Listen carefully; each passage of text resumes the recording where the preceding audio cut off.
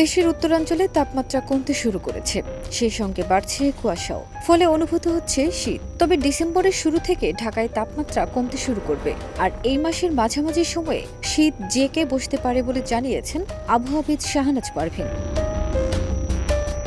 তিনি বলেন, নভেম্বরের শেষ সপ্তাহে রাতে ঠান্ডা অনুভূত হবে এবং দিনের তাপমাত্রা কমতে শুরু করবে। আর ডিসেম্বরের প্রথম সপ্তাহে ঢাকায় শীতের প্রকৃত অনুভূতি শুরু হতে পারে।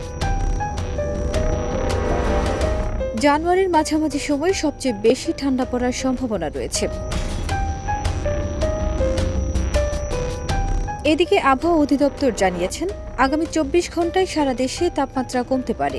সেই সঙ্গে দেশের উত্তরাঞ্চলের কোথাও কোথাও মাঝারি থেকে ঘন কুয়াশা এবং দেশের অন্যত্র কোথাও কোথাও হালকা থেকে মাঝারি ধরনের কুয়াশা পড়তে পারে। অন্যদিকে পঞ্চগড়ের সর্বনিম্ন তাপমাত্রা ১৫.৬ ডিগ্রি সেলসিয়াস রেকর্ড করা হয়েছে। সকাল ৮টা পর্যন্ত ঘন কুয়াশায় আচ্ছন্ন ছিল বিস্তীর্ণ এই জনপদ। এই সময় হেলমেট জ্বালিয়ে চলাচল করতে দেখা গেছে যানবাহনগুলোকে। ফারজানা নিকিতা, দেশ রূপান্তর।